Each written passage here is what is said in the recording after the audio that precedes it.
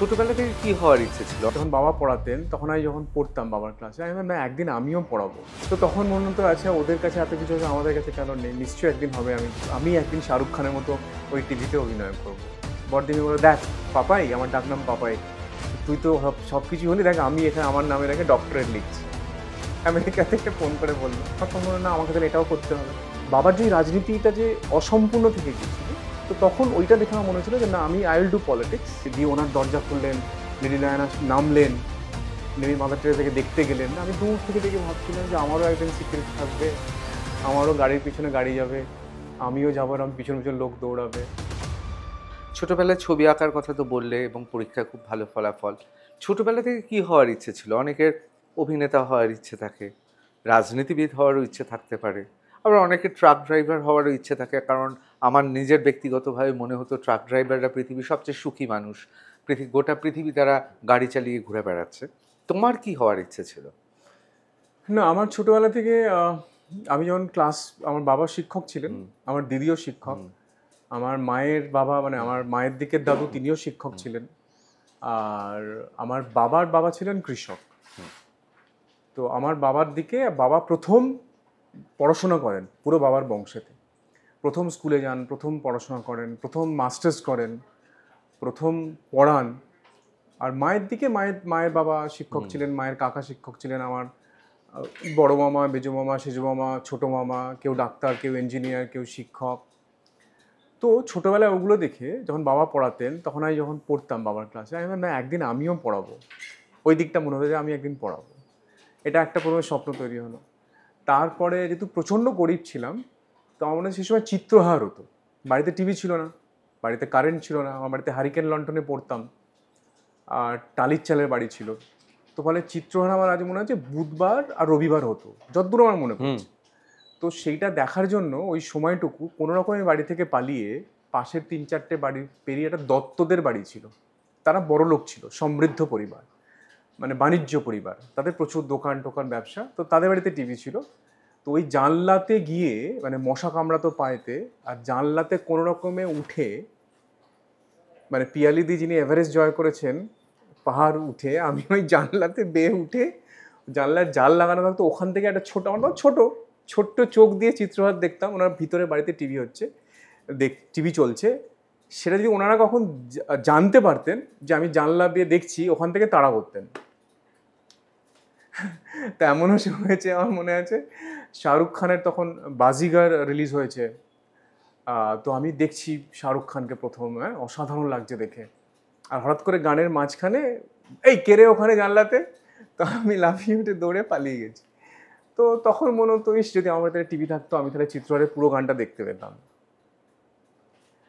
তো তখন মনে হতো আচ্ছা ওদের কাছে এত কিছু আছে আমাদের কাছে কেন নেই, নিশ্চয়ই একদিন হবে। আমি একদিন শাহরুখ খানের মতো ওই টিভিতে অভিনয় করব। সো দ্যাটস আ ওয়ে অভিনেতা হওয়ার শখ তৈরি হলো, প্যাশন তৈরি হলো যে আমি অভিনেতা হব। তারপরে আমার দাদা নাটক লিখতেন, মেজদা। তো তারপরে দাদাকে বললাম দাদা আমি অভিনয় করবো, খুবই ছোটো। বলে তুই অভিনয় করবি, চল দাদা তোর জন্য নাটক লিখছি, আমরা পাড়াতে করবো। বলে দাদা নাটক লিখলেন, নাটক করলাম। ওইখানে হাতে খড়ি হলো ছোটোবেলাতে। একদিকে শিক্ষকের হলো বাবাকে দেখে, দাদাকে দেখে, মানে ওই চিত্রহার শাহরুখ খানকে দেখে মনে হলো যে আমি ওর অভিনেতা হব। ওই দুটো থেকে তারপরে আমার বড়দি খুব ভালো পড়াশোনায় ছিলেন। তো বড়দি মাস্টার্স করে বিএড করে স্কুলে চাকরি পেলেন। বড়দি বললো উনি পিএইচডি করবেন। তখন পিএইচডি কি জিনিস আমি বুঝি না, অত মানে বুঝিনি তখন।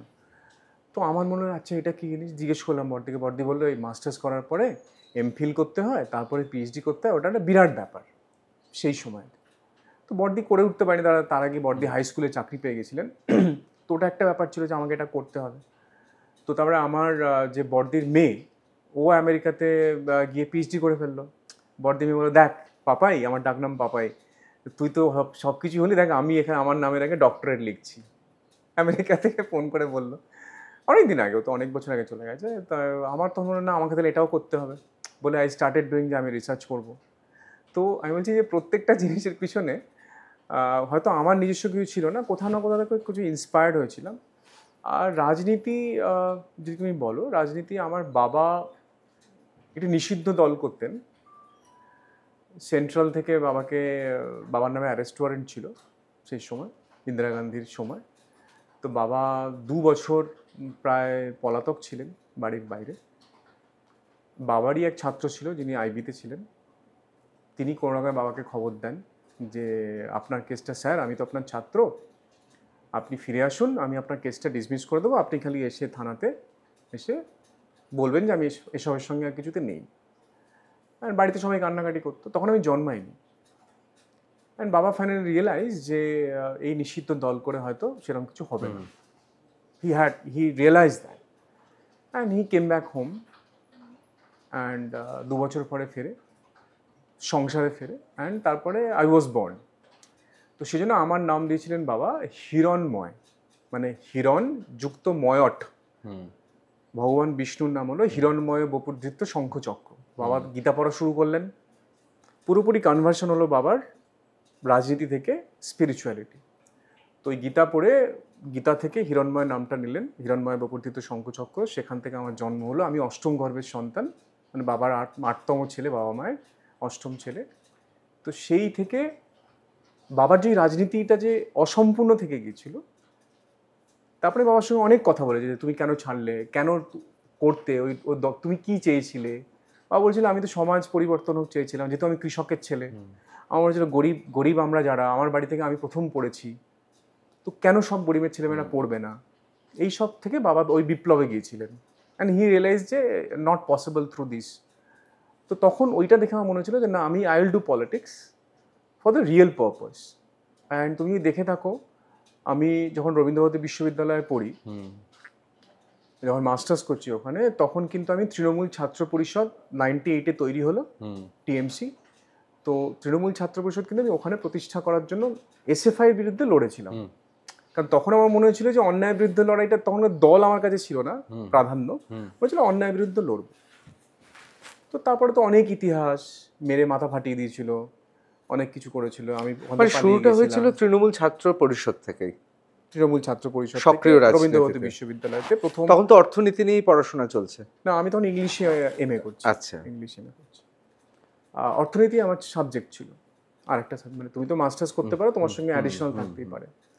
তো আমি বলছি যে কিন্তু গবেষণা পিএইচডি সাবজেক্ট কি তাহলে? আমার rural development under economics. Post doc করছি আমি আইআইটি খড়গপুরে, মানে পোস্ট পিএইচডি রিসার্চ করছি on affordable health care, dissemination part on the affordable health care. এখন আমরা এমআরআই এর উপর কাজ করছি। তারপরে 97-এ যখন বাবা এই পিজি হসপিটালে ভর্তি, তখন মাদার টেরেজাও পিজি হসপিটালে ভর্তি। আমার সেদিনটা মনে আছে, লেডি ডায়ানা এসেছিলেন। আর আমি যেদিনকে উনি আসবেন তার আগের রাত্রিবেলা আমি খবরের কাগজ পেতে বাবার হাসপাতালের সামনে ওই রাস্তাটাতে, উডবান যে এটা ছিল তার উল্টো দিকের বিল্ডিংটাতে বাবা ভর্তি ছিলেন। তো এই রাস্তাতে খবরের কাগজ পেতে আমি শুয়েছিলাম। আমি ছিলাম, আরও কয়েকজন ছিল, অন্য পেশেন্টের লোকেরাও ছিল। শুয়ে ঘুমাচ্ছিলাম, হঠাৎ করে পুলিশ ভোর 4টের সময় এসে উঠিয়ে দিল, বললো ওঠো আজকে আসবেন। মানে আমি কেন বললাম, কেন উঠিয়ে দিল? তখন পাশের ওরা বললো ওই আজকে ইংল্যান্ডের রানী আসবেন, শোনা এই ভোরবেলা থেকে পুরো পরিষ্কার হবে। তো আমার স্টিল আই রিমেম্বার। তো উঠে বললাম, আমার ঘুমোতে পারিনি। তো তারপরে ওই পিজির ওই যে টয়লেট, যেটা তখন যে পাবলিক টয়লেট ছিল, ওখানেই স্নান করতাম, ওখানেই সব কিছু করতাম। আর ওখানে একজন মহিলাদের একটা ক্যান্টিন ছিল, মহিলা পরিচালিত ক্যান্টিন, আমার মনে আছে স্টিল। আমি ওখানে গিয়ে খেতাম, দ্যাট ওয়াজ মাই লাইফ দেয়ার। তো তারপরে দেখলাম যে লেডি ডায়ানা এলেন, দূর থেকে দেখছি একটা ব্ল্যাক মার্সিডিজ করে সম্ভবত নেমেছিলেন। আই স্টিল রিমেম্বার যে সিকিউরিটি স্যাটাস্যাট করে পিছনের দরজা দিয়ে নামলো, সামনে গাড়ি পিছনে গাড়ি, পুলিশের সাইরেন বাজছে, সিকিউরিটি পুরো। আই স্টিল রিমেম্বার ব্ল্যাক ড্রেসে ছিল সবাই, ব্ল্যাক ব্লেজার অ্যান্ড অল। তো নেমে দিয়ে ওনার দরজা খুললেন, লেডি ডায়ানা নামলেন, নেমে মাদার টেরেসাকে দেখতে গেলেন। আমি দূর থেকে দেখে ভাবছিলাম যে আমারও একদিন সিকিউরিটি থাকবে, আমারও গাড়ির পিছনে গাড়ি যাবে, আমিও যাবো, আমি পিছন পিছন লোক দৌড়াবে। আই স্টিল আমি বলছি যে আমি বই ছুঁয়ে বলছি, দ্যাট ডে আই ইম্যাজিনড। তারপরেই মনে করে আরে আমার বাবা তো ভর্তি, বলে আবার দৌড়লাম বাবাকে দেখতে।